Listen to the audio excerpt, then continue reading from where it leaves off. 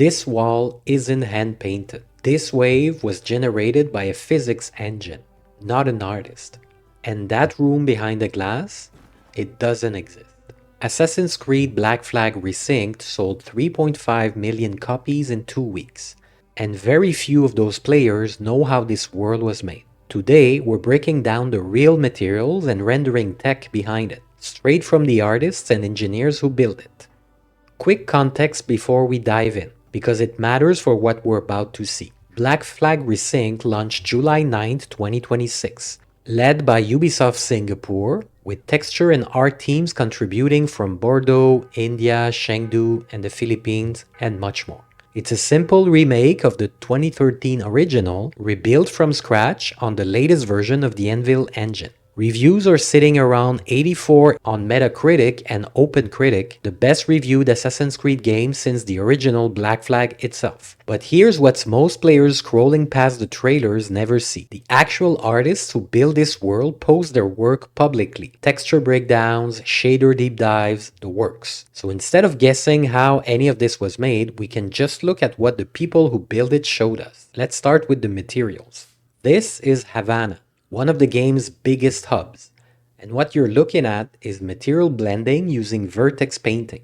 Instead of hand placing every crack, stain, or patch of moss, the artists build pairs of materials designed to blend into each other seamlessly, right on the mesh.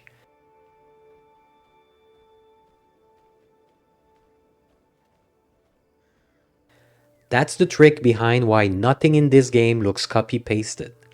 A wall isn't just stone texture, it's 2 or 3 materials blending based on how the artist paints vertex colors directly onto the geometry. So every building gets natural variation without needing a unique texture for each one.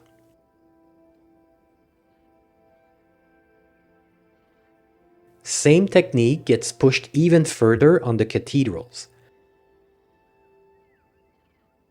Bigger, more ornate surfaces where that blending has to hold up at close range, since players are going to be climbing on these walls, not just walking past them.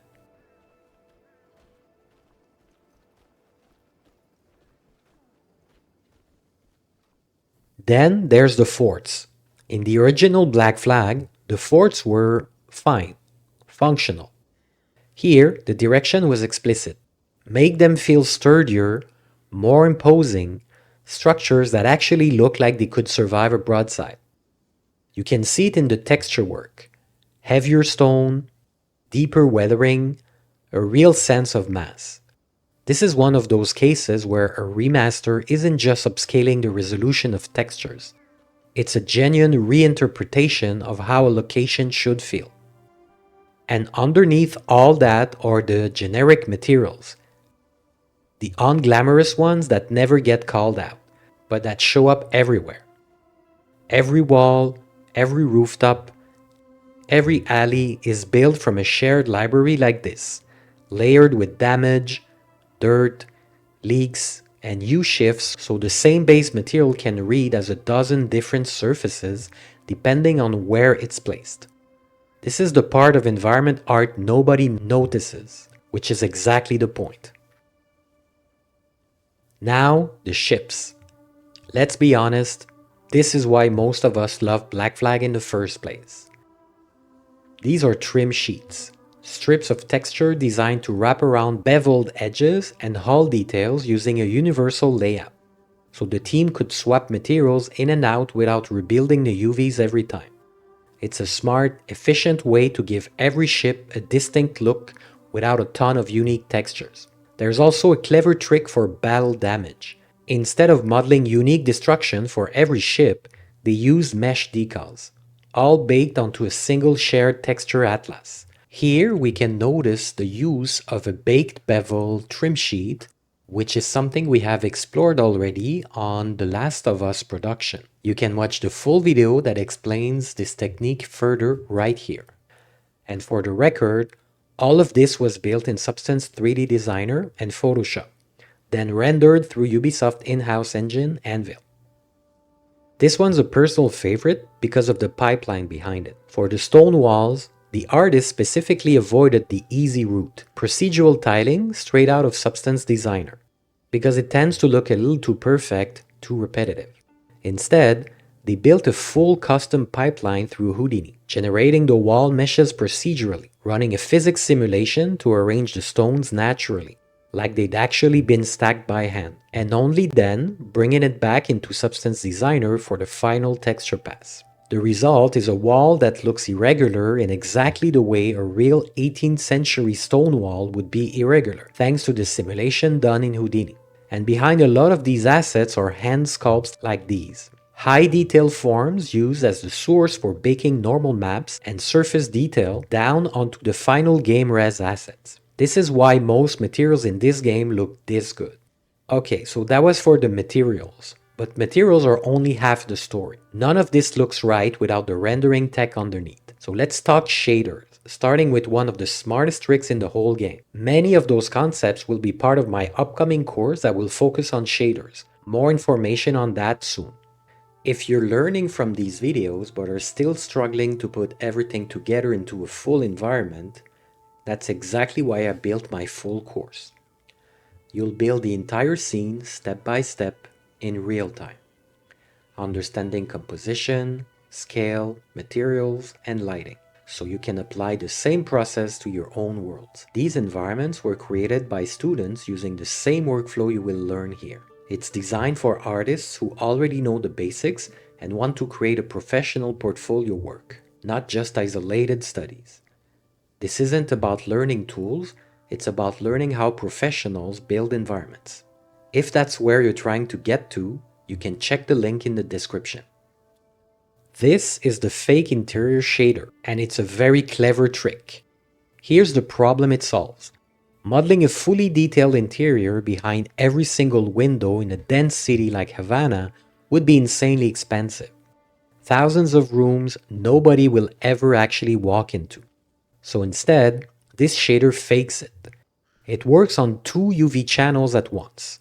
One simulates the glass itself, its refraction, and the opaque window frame, while the second projects a flat interior map behind the glass to create the illusion of depth inside a room that doesn't actually exist in 3D space. On top of that, it layers in parallax occlusion mapping, so the fake interior actually appears to shift and have depth as you move past it. World position offset, which randomizes the room's layout and brightness per window so you don't get that obvious repeating look. Full time of day support, so those fake interiors light up appropriately at night. The tech actually originated from lessons learned on Assassin's Creed Shadows, specifically around the engine's micro-polygon rendering and real-time global illumination, before being adapted and expanded specifically for this project. It's now used across almost every region of the map. It's a perfect example of the golden rule of game rendering. You don't need to build the real thing, you need to sell the illusion. And now the water. Because let's be real, in a pirate game, the ocean basically is the main character. This piece covers the broader water tech and rendering quality overhaul built specifically for this remaster. The foundation everything else in the ocean sits on top of. But this is the one that really stood out for me. Shore Wave Tech, built entirely from scratch for this project. The team used Houdini to actually generate the wave textures themselves, then build the in-game implementation on top, including a spray particle system that creates that foam and that mist effect right along the crest of a breaking wave, plus impact particles for when waves crash into rocks, docks, or on your ship. Here's what made this genuinely difficult. In this version of Black Flag, players can swim essentially anywhere along the coast. That means this wave tech couldn't just look good from a distance in a cutscene.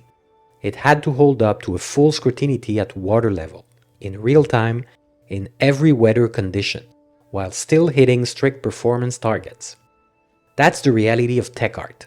The coolest looking effect in your game is usually also the one that took the most brutal optimization passes to actually ship.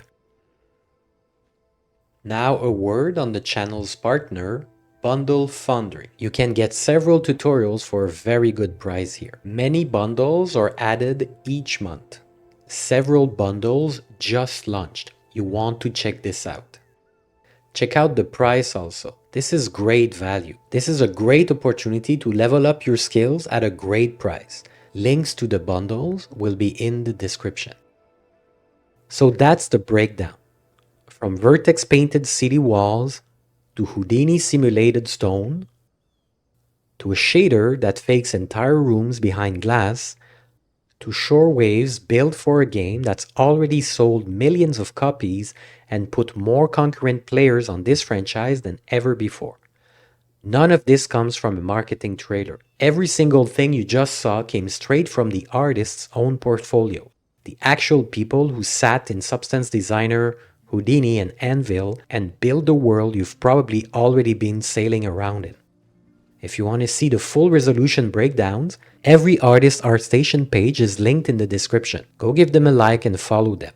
This is their work. See you in the next one. I'm also offering a AAA portfolio checklist that might help you figure out what's important for employers when applying for a job. The link is in the description. And a quick thank you to the members supporting the channel. Your support helps make these videos possible.